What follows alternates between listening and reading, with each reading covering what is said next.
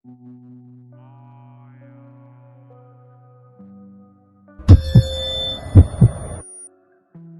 To anime ranks और आज मैं एक्सप्लेन करूंगा जोजो बाजार एडवेंचर स्टारडस्ट क्रूसेडर। अगर आपने अभी तक मेरा चैनल सब्सक्राइब नहीं किया हुआ तो सब्सक्राइब करके बेल नोटिफिकेशन को ऑल पे करना ना भूलेगा। साथ ही साथ मैंने एक अपना सेकंड चैनल भी बनाया है जिसका नाम मूवी रैंक्स है, जो कि हमारा एक बैकअप चैनल है। सपोज कि हमारे मेन चैनल को कुछ हो भी जाता है तो हम अपने मूवी रैंक्स पे ही अपनी बाकी की वीडियोस कंटिन्यू करेंगे। और जहाँ तक हमारी पिछली वीडियोस की बात है उसे हम मूवी रैंक्स पे दोबारा से अपलोड कर देंगे। फिलहाल तो मैं मूवी रैंक्स पे मूवीज एक्सप्लेन कर रहा हूँ, तो मेरे सेकंड चैनल मूवी रैंक्स को जरूर सब्सक्राइब कीजिए। Thank you. Now enjoy this video.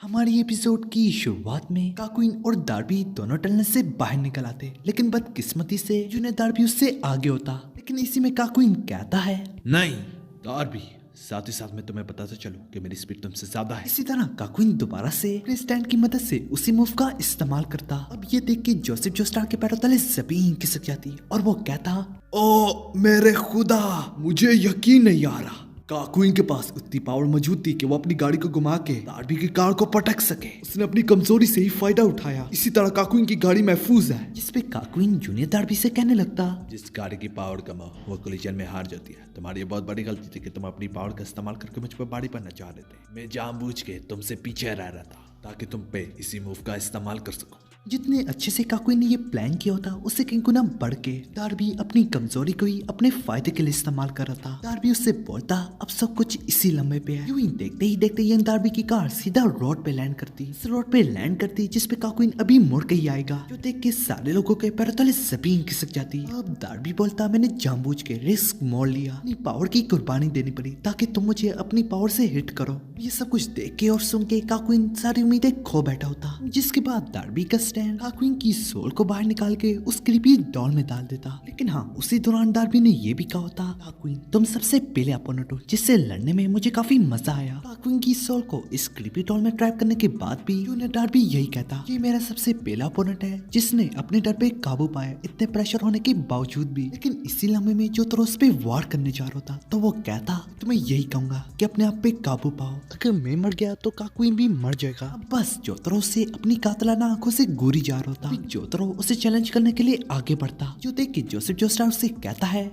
ओए जोतरो, तुम इस कुर्सी पे क्यों बैठे हो? इसका अगला अपोनेंट मैं हूँ जो कि इसे हराएगा। इसके जवाब में जोतरो को जो बोलने लगता, ओए दादा, क्या तुमने इनमें से कोई गेम पहले खेली है? सुनते ही जोसेफ जोस्टार हिचकिचाने लगता। वो इसी वजह से उसका अगला अपोनेंट जोतरो ही होता। फिर जोतरो कहता है, और अब हम खेलेंगे बेसबॉल गेम। साथ ही साथ मैं अपनी सोल को दांव पे लगाता हूँ। जिसपे डार्बी काकुइन की सोल को दांव पे लगाता। साथ ही साथ डार्बी अपने स्टैंड का हाथ भी जोतरो के हाथ से हटा देता, क्योंकि अब उसके पास काकुइन की सोल है। इसी तरह डार्बी जोतरो को ये भी बताता है कि ये गेम उसकी स्पेशलिटी है। यूं ही दोनों के दरमियान गेम शुरू होने को जा रही होती, लेकिन इससे पहले उनकी गेम स्टार्ट होती। जोसेफ जोस्टार अपने स्टैंड का इस्तेमाल करते हुए पूरी गेम सेटअप का एक और बार जायजा लेता। इन सब के बाद जोतरो अपनी टीम सेलेक्ट करता जिसका नाम जैगर्स, जो कि एक स्ट्रॉन्ग ऑफेंसिव टीम है, जबकि डार्बी रेड ड्रैगन डिफेंस। यहाँ तक इस गेम में तुम अपने लिए अपना करेक्टर भी डिजाइन कर सकते हो, क्योंकि दोनों की पूरी टीम अपने स्टैंड जैसे दिख रही होती। जोतरो की बैटिंग होती जबकि वो फर्स्ट बॉल को मिस भी कर देता, जो देख के जोसेफ जोस्टार कहता है, ओ जोतरो, ये तुम क्या कर रहे हो? तुम जानते हो ना तुमने अपना बैट पहले घुमाया। लेकिन इसी दौरान जोतरो बार बार अपने बैट को घुमाता जा रहा था। अब ये देख के जोसेफ जोस्टार कहता है, जोतरो, मत बताओ कि ये तुम्हारी पहली बार है। जोसेफ जोस्टार के बार बार पूछने पे जोतरो बोलता है, फिक्र मत करो, जैसे जैसे मैं गेम खेलूंगा मैं इसके सारे कंट्रोल्स को समझ जाऊंगा। जोसेफ के पैरों तले जमीन खिसक जाती है, मगर इसके बावजूद भी दोनों के बीच में गेम कंटिन्यू होती। जोतरो स्ट्राइक 2 को भी मिस कर देता। ठीक उसके बाद ही बैट घुमाता। इसके चलते ही जोतरो का एक टीम मेंबर आउट हो जाता। जोसेफ जोस्टार उसका गिरबान पकड़ते हुए कहता, जोतरो सीरियस हो जाओ, तुमने अपनी सोल को दांव पे लगाया है। जिसपे जोतरो कहने लगता, यार तो मेरे लिए चीयरिंग करनी चाहिए थी, जैसे कि तुम्हें कहना चाहिए था। वैसे भी अभी तो गेम की शुरुआत है। लेकिन इसके बावजूद भी जोसेफ जोस्टार को काफी फिक्र हो रही होती। इन सबके बाद डार्बी बोलने लगता, जोतरो, कि तुम ये नाटक कर रहे हो कि जैसे कि तुम एक एमेचर हो तो बंद करो, क्योंकि ये काम करने नहीं जा रहा। कभी भी अपना गार्ड को डाउन नहीं करता, चाहे मैं एक बच्चे के खिलाफ क्यों ना हूँ। अब इतना कुछ सुनने के बाद जोतरो कुछ कहने लगता। ओए बुड्ढे, जबकि तुम जानना चाहते हो तो मैं तुम्हें बता ही देता हूँ, मेरे पास कोई प्लान नहीं है सिवाय इसके कि मैंने इसकी नाक फोड़ देनी है। मैं सिर्फ और सिर्फ काकुइन की सोल वापस चाहता हूँ, जिसके लिए मैं किसी भी हद तक जा सकता हूँ। यूं इन जोतरो की टीम से एक और बैटर आता, लेकिन जोतरो की बैटिंग उसी तरह होती। इसी तरह वो 3 स्ट्राइक को मिस कर देता और उसका अगला बैटर भी आउट हो जाता। ये देख के जो स्टार कहता है सब कुछ खत्म हुआ। जोतरो का अगला बैट्समैन भी 2 स्ट्राइक मिस कर चुका होता। फिर ये देख के दाबी दिल में कहने लगता, दिखने से तो लगता है ये वाकई में एक बिगिनर है, बिल्कुल एक जूडो के प्रो की तरह। जैसे कि वो अपने अपोनेंट की ताकत का अंदाजा उसके जिस्म से ही लगा लेता है। और बिल्कुल इसी तरह मैं भी इसे पढ़ सकता हूँ। लेकिन इस सब के बावजूद भी मैं अपना गार्ड डाउन बिल्कुल नहीं करूंगा। अब डार्बी की अगली shot low pitch to the outside होती। फिलहाल फर्स्ट इनिंग चल रहा है, नो आउट्स। लेटेस्ट बैट्समैन पे 2 स्ट्राइक, जबकि अभी तक नो फाउल्स है। अब डार्बी बोलता मेरा अगला वार। इस पे जोतरो को जो बड़े कॉन्फिडेंस से कहता है ब्रिंग इट ऑन। वैसे भी अब मेरा हाथ बैटिंग पे आदी होने लगा है। जो सुन के वो थोड़ा सा हैरान हो जाता और उसे समझ में ना आता कि ये कहना क्या चाह रहा है। देखते ही देखते जोतरो बॉल को हिट करने में कामयाब हो जाता।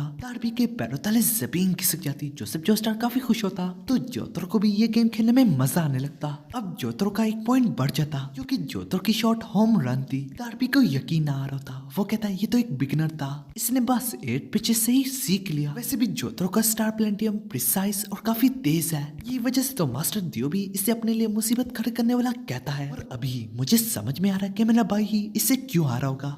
इसी दौरान डार्बी हंसने लगता और वो कहता खैर इससे बेहतर मेरे लिए कोई अपोनेंट हो भी नहीं सकता। और दिल ही दिल में कहने लगता आखिर कितनी जल्दी तुमने अपना छुपा हुआ टैलेंट मुझे दिखा डाला, तुम इस पे ही पछताओगे। गेम कंटिन्यू होती, जोतरो दोबारा से बॉल को हिट करने में कामयाब हो जाता और अगला भी होम रन होता। अब जोसेफ जोस्टार की भी जान में जान आती और वो डार्बी के पास आके कहता है सुनो डार्बी, जबकि मैं एक अच्छा बंदा हूँ तो इसलिए मैं तुम्हें कहूंगा बंद करो ये सब कुछ। काकुइन की सोल हमें लौटा दो और दियो के पास ले चलो, तो हम तुम्हारी जान को बख्श देंगे। कुछ सुनने के बाद कंसोल के हैंडल को डार्बी टेबल पे लगते हुए कहता है मेरा भाई जो कि एक मास्टर गैम्बलर था, जीनियस, कौन आर्टिस्ट, लेकिन इसके बावजूद भी उसने कभी मुझ पे प्रैक्टिस नहीं की, बल्कि उसने कभी ये भी नहीं कहा चलो पोकर खेलते हैं। क्या तुम्हें मालूम है क्यों? जब भी मैं 15 साल का था मैंने अपने भाई को रंगे हाथों पकड़ा था। वो मेरी गर्लफ्रेंड पे लाइन मारा था, जबकि वो मुझसे बड़ा भी था, तभी मैंने उसे काफी मारा।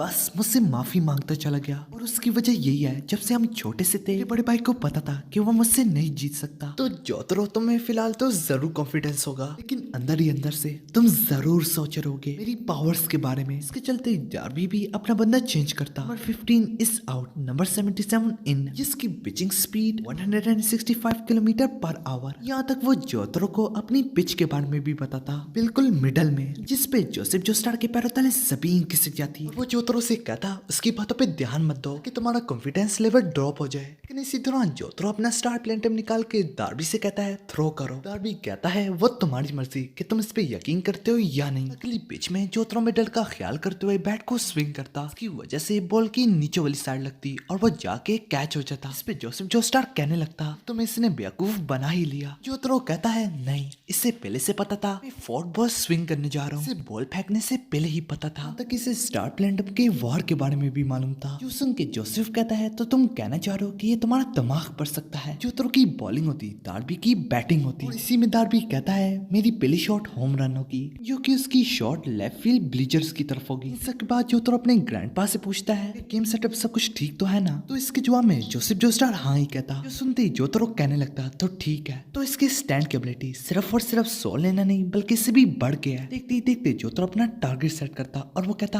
अब खुद पता चल जाएगा। डार्बी ऊंची आवाज में कहने लगता तुम हाई थ्रो करोगे या फिर लो या फिर सबसे बढ़ के किसी किस्म की ट्रिक। अब जैसे ही जोतरो अपनी बॉल को थ्रो करता है तो डार्बी तुरंत से पीछे होकर शॉट मारता, जो कि वो बॉल फेंकने के तुरंत से ही पीछे हो गया था। जैसे जोस्टार कहता उसे पता था, जो कि उसकी शॉट होम रन होती।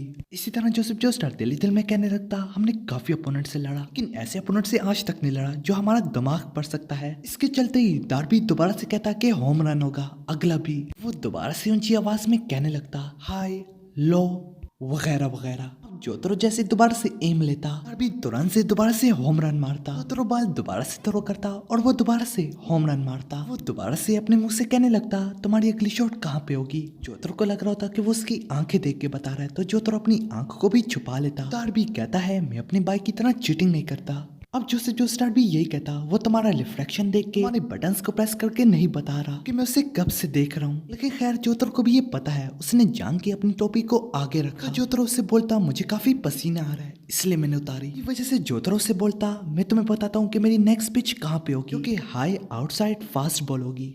जो सुनते ही डार्बी और जोसेफ जोस्टार्क दोनों हैरान हो जाते। इसी तरह आखिरी सीन में जोतरो की हमें कातिलाना आंखें दिखाई जाती और वो कहता, उस पे यकीन करना या ना करना वो तुम पे है। यहाँ पे हमारी एपिसोड खत्म हो जाती। वीडियो पसंद आए तो लाइक करो, अगर पहले से नहीं किया तो सब्सक्राइब करो, साथ ही साथ मूवी नेक्स्ट को भी सब्सक्राइब करो। अरे कर दो ना।